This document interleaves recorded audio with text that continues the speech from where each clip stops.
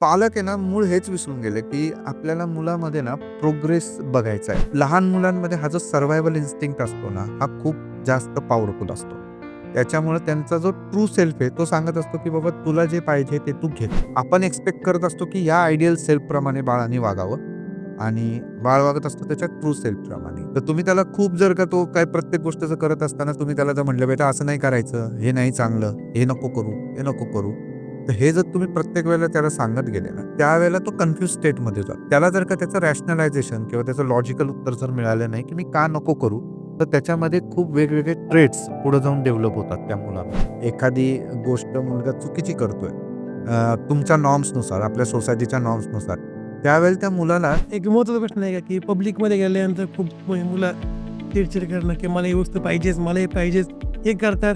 यावेळेस पालकांनी काय केलं पाहिजे? सिग्मंड फ्रॉइडनी 3 गोष्टी सांगितल्या होत्या. ईड, इगो आणि सुपर इगो. तर ईड म्हणजे ते असतं, की तुम्हाला जे हवंय, एखाद्या वस्तू कुठल्याही गोष्टीची गरज असेल, त्यावेळी तुम्ही कोणाचाही विचार करत नाही. तुम्ही फक्त स्वतःचा विचार करतात आणि ती गोष्टी मिळवण्यासाठी प्रयत्न करतात.